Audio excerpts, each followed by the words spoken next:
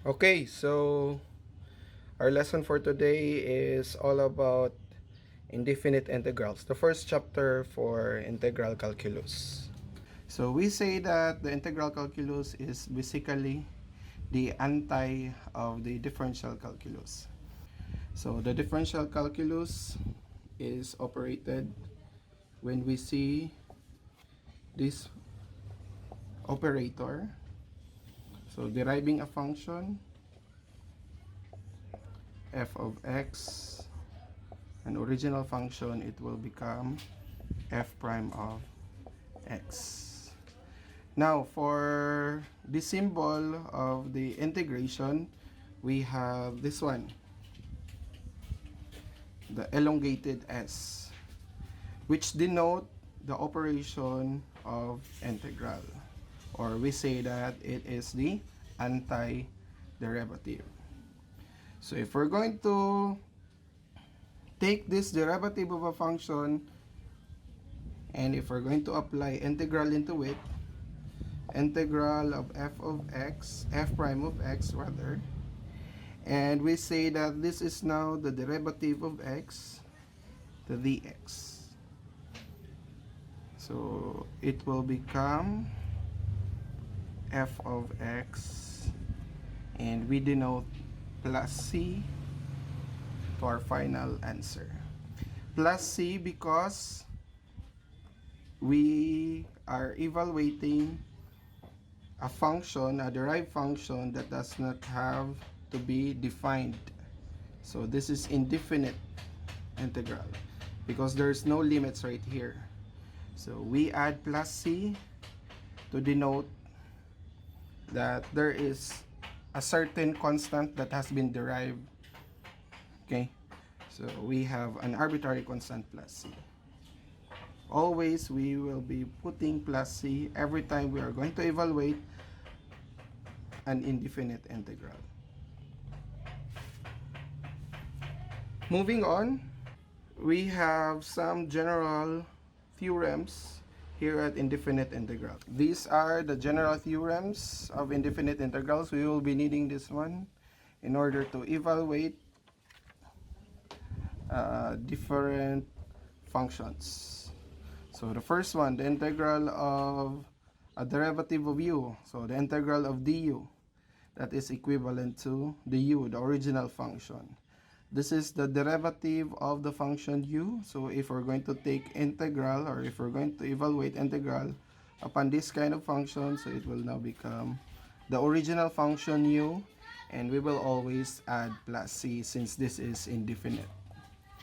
Now number two, if we're going to integrate a constant multiplied to our derived function du, so the integral of a du is simply equivalent to, look what had happened. The constant a has been factored out in the integral symbol. Why? Because here at integral, the same as differential, the constant is saved from integration. So a has been factored out to the integral symbol. A, the integral of, still we have the derived function du, the integral of du, given to which where a is a constant. And we have also the general theorem for number 3, the integral of, we have du plus dv plus up to many functions to be added until we have the last function dx. So what shall we do? We can never take the whole integral of these functions. So we will be distributing the integral symbol to each terms. So we have to distribute the integral symbol to the u. So we now have the integral of du, the integral of dv, up to the integral of dx. Notice we've only just distributed the integral symbol. Now for number 4, given to which we have constants in all our terms. Like for example, we have a, b, and n. So just like with general theorem number 2, we will be factoring out the constant in our integral symbol. So we now have a integral of du plus b integral of db up to n integral of dx, where a, b, and n are constant. So we have to follow the general theorems in evaluating the integral. We also have another theorem that we will be needing. So it is the power rule. So power rule, that is the anti of the power rule of the differential. So the integral of u raised to the power of n and the derivative of u, the derivative of this function, that is equivalent to u raised to the power of n plus 1 over n plus 1 plus c. Okay, where n is not equivalent to negative 1. Notice from the differential calculus, we have this power rule, the derivative of u raised to the power of n. So what shall we do? So we put n forward for the power rule, and u raised to the power of n minus 1, and then we will derive the u. So notice we have subtracted 1 to the exponent of the u here at derivative. Since integral, that is the anti of the derivative, so we will be adding 1. Here we have subtracted 1, so to go back to the original function, we will be adding 1. Okay? So notice we will be using this formula only to the exponent that has a value not equivalent to negative 1. Okay? So we shall proceed with applying to different examples using the power rule. Okay, we have number 1. How about evaluating integral of x squared dx? Okay, so notice from our power rule, we would see we have the u as our x, we have the n as 2, and we have the du as the derivative of x, which is dx. Okay, so that is now equivalent to, we have right here, u raised to the power of n plus 1. So we have x raised to the power of 2 plus 1 all over with still n plus 1 or 2 plus 1, and we always write c. Okay, now this is equivalent to 2 plus 1, we have 3, over the denominator 2 plus 1, we also have 3 plus c. Now this is our original function. Okay, if you will not believe if it is the original function, all we need to do is to derive this one. Okay, so let's start deriving. So that is also equivalent to 1/3 x cubed plus c. Now if we're going to derive this one, apply derivative. We now have equivalent as, copy the constant multiple rule, 1/3, the derivative of x cubed, power rule. So we put 3, x raised to the power of 2, the derivative of x is dx, and we have the derivative of constant is 0. So notice we have x squared dx as the final answer in the derivative. This is our given. So notice we have the process for the integral and we have the process for differential. This is obviously the reverse process. Okay, we have now found out the original function and the derived function. Another example, number 2. If we have the integral of s cubed ds, now using the variable s. So notice it is still visible in this formula. We have the s as du, the n as 3, and we have the ds as the du. Okay, so we will still apply power rule since there is an obvious exponent in s. Okay, so So applying power rule, we have s 3 and then we will add 1 over 3 plus 1, and we have the arbitrary constant c. Okay, so the final answer will be s to the fourth over 4 plus c. This is our final answer. Okay, how about let's take the derivative of this one. So let's have the derivative of 1/4. Let's rewrite this one as 1/4 s to the fourth plus c. Okay, so the derivative, constant multiple rule. So we have 1/4. We bring down 4 s cubed. The derivative of s, as in the chain rule, we have ds. And the derivative of constant, that is, the constant c is 0. So 1/4 times 4, cancel. So we have s cubed ds. As seen in our problem number 2. So this is the integral part and this is the differential part. Basically the reverse process. Okay. 1 over x squared dx. Notice that we could rewrite this one. The 1 over x squared is equivalent to x raised to the power of negative 2 dx. Right? So the integral of x raised to the power of negative 2 dx. Obviously, we could use again the power rule. We have x raised to the power of negative 2. The power n is negative 2. Notice n is only restricted when it is value equivalent to negative 1. Or we will not use this formula if our n is equivalent to negative 1. But here we have negative 2. So we could use power rule. So what shall we do? Evaluating this one is equivalent to integral of x raised to the power of negative 2. This will become x raised to the power of negative 2 plus 1 over negative 2 plus 1 plus c.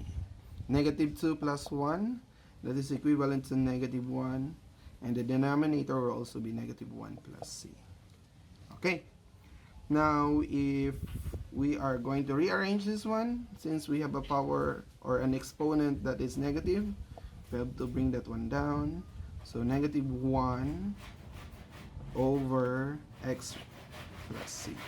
So this is our final answer. Okay. Now another example. How about if we have number 4, the integral of the cube root of w dw. So notice again with this example, we could rewrite this cube root of w.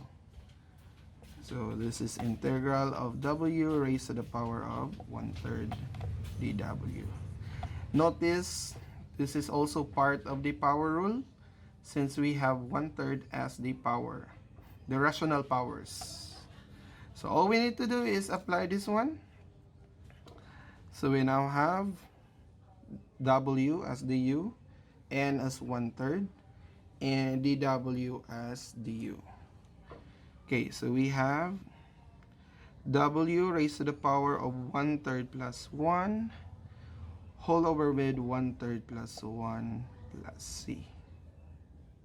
Okay, so 1/3 plus 1, that is equivalent to 4/3. So we now have w raised to the power of 4/3 whole over with 4/3, and we have plus c.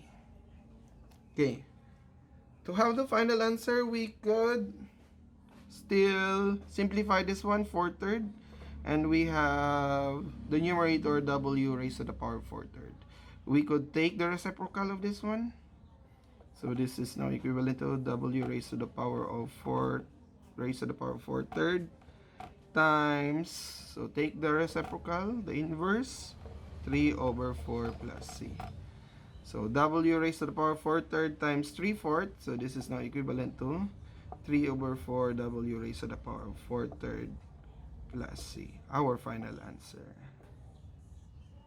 Okay?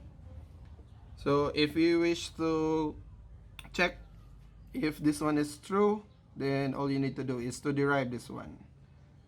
And you will go back to this form of the equation. Next, of integral of 3x plus 5 dx. This is now part of the general theorem, right? This is not an example of a simple power rule. Why? Because if this is the u, this is not the derivative of the u. Okay? So notice here at the general theorems, if we have a function that is separated with plus or minus, so there are how many terms in this example? There are 2 terms. So all we need to do is apply general theorem number 4. We will be distributing the integral symbol to each of the term. So this will now be equivalent to integral of 3x. So if we're going to distribute the integral symbol to this term, we have also to distribute the derivative of x.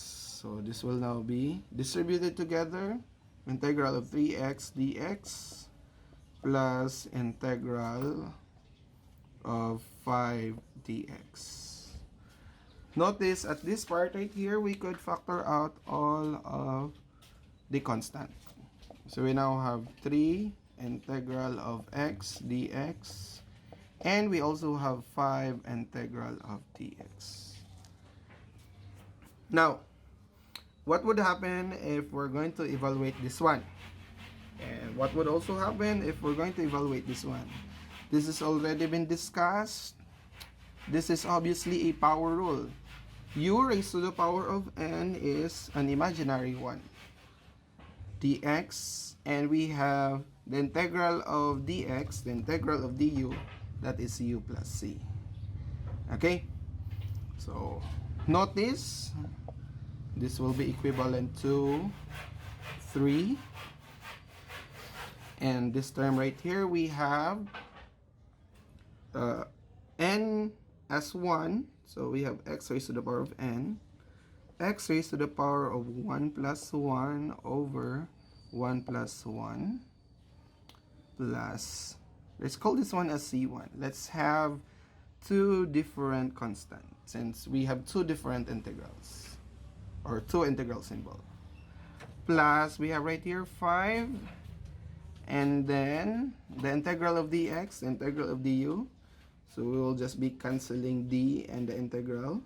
So we now have x. And let's call this one as c2. Okay, so we will be simplifying 3. This will now be x squared over 2 plus c1. And we have 5x plus c2. Let's try to distribute. We now have 3 halves x squared plus 3c1 plus 5x plus 5c2. Or we could just have 3 halves x squared plus 5x plus 3c1 plus 5c2. Okay, the final answer would be 3 halves x squared plus 5x plus c. Notice that a constant multiplied to a constant, it will still be a constant. 5 times c2, it will be a constant. There's no variable in these terms. So we could just accumulate all the constant and replace it with a value of 1 constant plus c. So this time, every time that you will be evaluating integral symbol that has many terms, you could evaluate all the integrals, and the last part of it, you could just have plus c.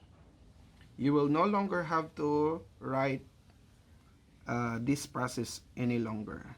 Since 3 times c1, this will be a constant, and 5 times c2, that will be a constant. So we could just write everything at the last part as plus c. So katapusan na ang tanang constant. After evaluating the different terms, you have to put plus c. Always recall and always remember that you will have to write c at the last part of your integration here at indefinite integral. You will be demerit if you forgot to write plus c.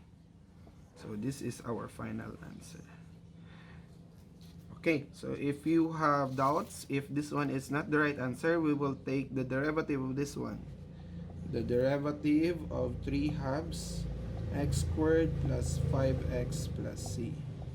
The derivative of 3 halves x squared, 3 halves, the derivative of x squared, 2x plus, and then the derivative of x, dx, plus 5, the derivative is dx. The derivative of constant, it still be 0. Okay? So notice we could cancel 2 and 3 halves. We now have 3x dx plus 5 dx. Factoring out all the dx, 3x plus 5, we have the dx. So this is the problem.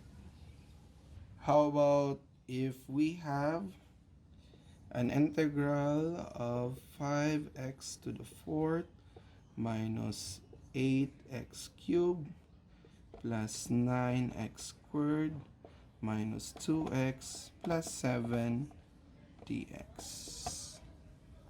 Okay, according to the general theorems, if we have a function that is separated with plus and minus, so all we need to do is distribute the integral symbol and also distribute the dx.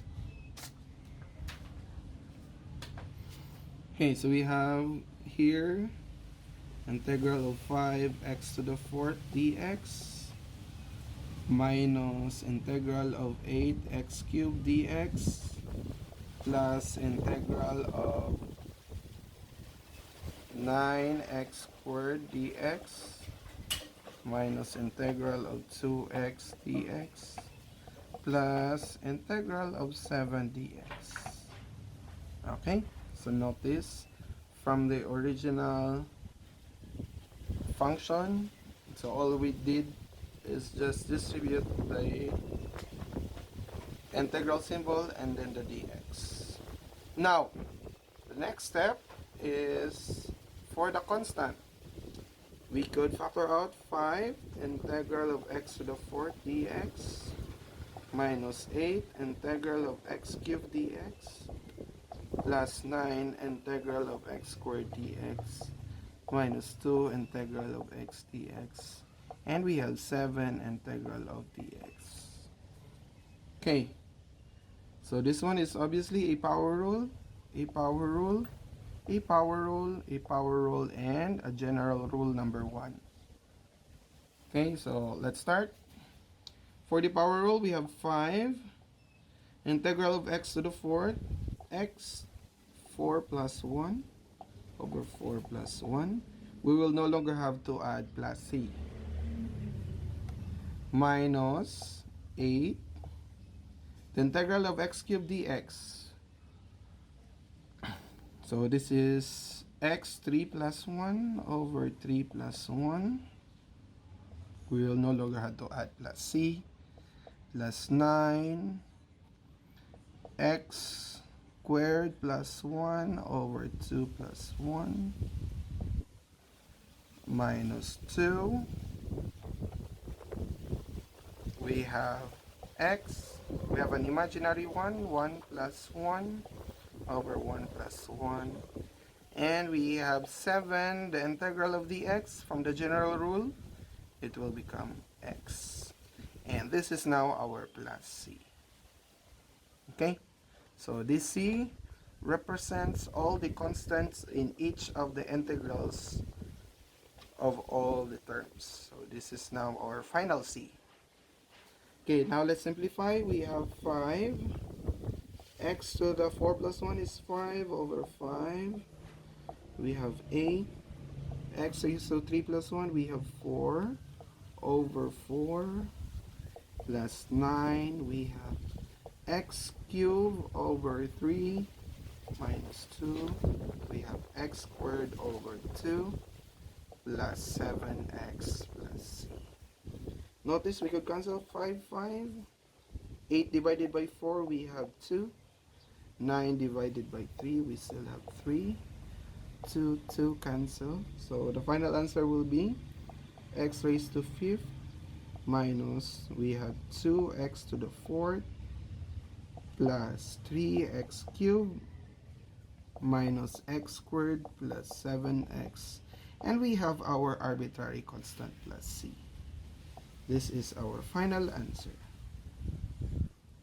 If you have doubts, final answer, then all you need to do is to derive the final answer. The derivative of x raised to the power of 5, we have 5x to 4th minus the derivative of 2x to the 4th, 2 times 4, we have 8x cubed plus 3 times 3, we have 9x squared minus the derivative of x squared, we have 2x. The derivative of 7x, we have 7. And notice we have all the dx in deriving right here. So we will just be replacing dx. This is our original problem. Evaluating integral of the square root of x, quantity x plus 1 over x dx. Notice it is not present in our general theorems. We don't have a product. So this one, it's a product of two functions. We only have the addition of two functions. This one. So all we need to do is to distribute first the square root of x to our inside function. So notice we could rewrite this one as x raised to the power of 1/2. We have x. Rewriting this one, we have x raised to the power of -1. And we have the dx. So distributing this one first, we now have the integral 1/2. Notice, if we recall algebra, if we have x raised to the power of n times x raised to the power of n, that is x raised to the power of n plus m. So we will add the exponent. So we now have x raised to the power of 1/2 plus 1, we have 3/2 plus 1/2 minus 1, so we have -1/2. X raised to the power of -1/2. Still part of the integral.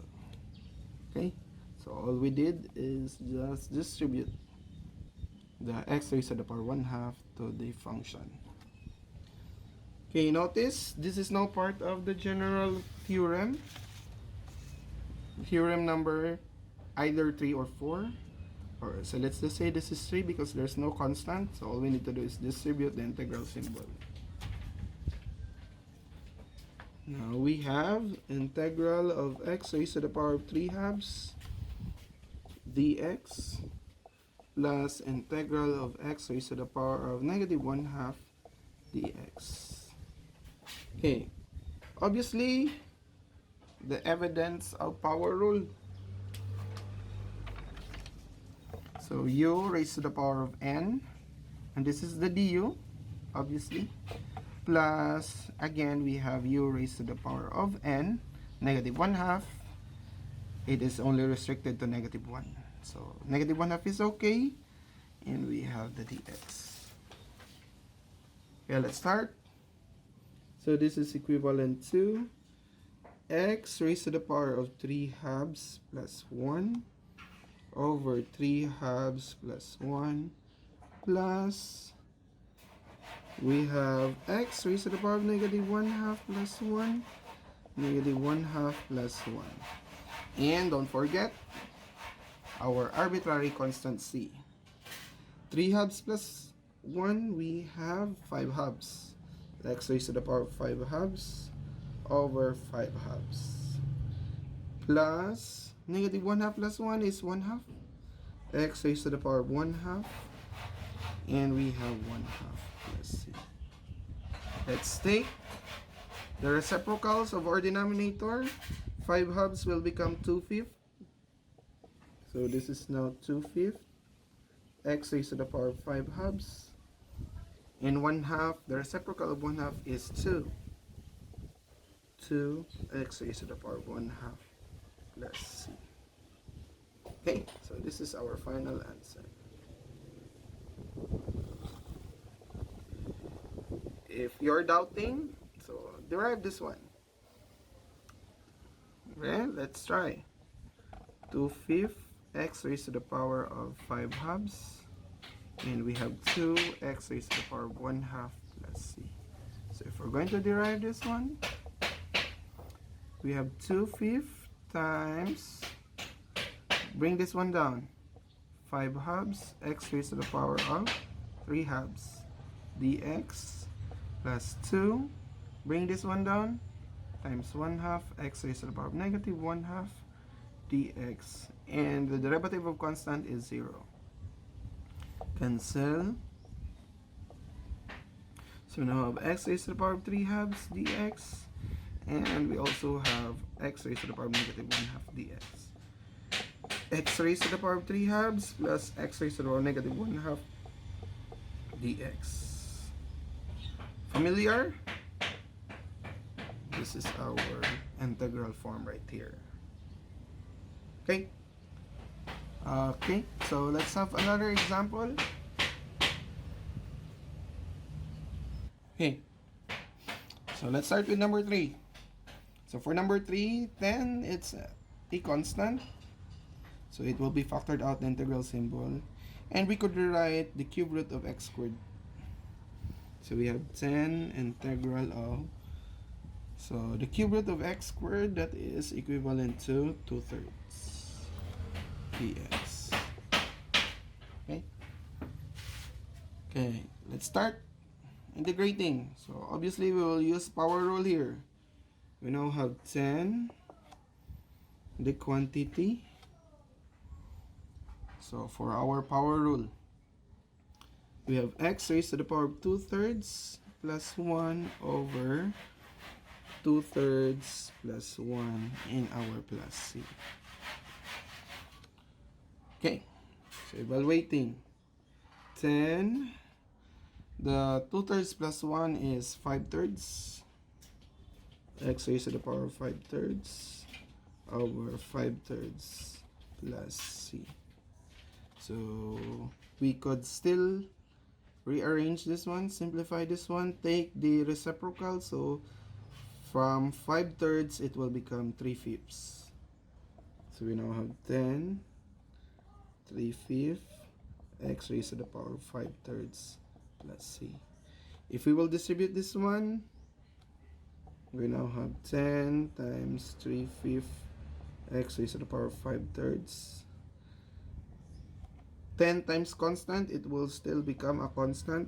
Anything multiplied to constant that is constant will still become a constant. So this is still plus c. 10 divided by 5, let's have 2. So 2 times 3, we now have 6.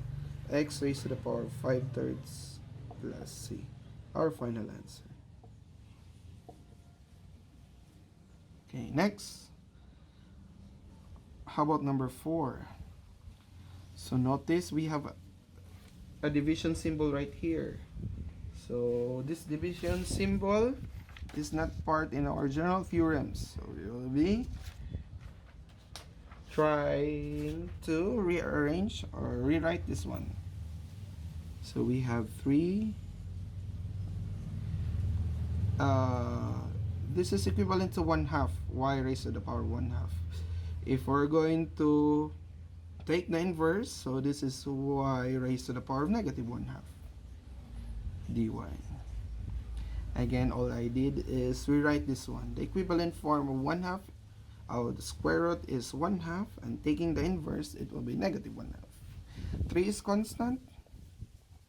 Take that one outside the integral symbol, y raised to the power of negative 1/2 dy. Okay, so the next step, power rule. Y raised to the power of n dy. So now I have 3 y raised to the power of negative 1/2 plus 1 over negative 1/2 plus 1 plus our arbitrary constant c. Okay, so it's either you will write the bracket right here, because multiplying 3 to constant, it is still equivalent to a constant. So either of which it is correct, either this process or this one. So first, let's have 3 y raised to the power of negative 1/2 plus 1. That will be equivalent to positive 1/2 over positive 1/2 plus c. Okay, so notice we could again take the inverse or the reciprocal of 1/2, that is 2, multiplying y with 1/2, that is 2. 2 times 3, we have 6. Okay, so let's just rewrite this one later. So we now have 2 over 1 y raised to the power 1/2 plus c. 3 times 2 for the numerator, we have 6 y raised to the power 1/2 plus c. Our final answer. Okay, we would do the same process. Notice our variable x is in the denominator. So this one is cube root of x. So we have 2. Okay, I'll write 2 here. 2 x raised to the power of negative. For cube root, that is 1/3. Taking the inverse, that is negative 1/3 dx. 2 is a constant. Let's factor that one out. We now have the integral of x raised to the power of negative 1/3 dx. Again, obviously, we could use power rule right here. So we now have 2. The x raised to the power of negative plus 1 over negative 1/3 plus 1 rather. And we have our arbitrary constant plus c. 2. How about negative 1/3 plus 1? So this is 2/3. X raised to the power of 2/3 over 2/3. Okay. So we now have plus c. So 2. We could take the reciprocal of 2/3 as 3 over 2. X raised to the power of 2/3 plus c. So 2 over 2, cancel that one out. We now have 3 x raised to the power of 2/3 plus c. Our final answer. Okay.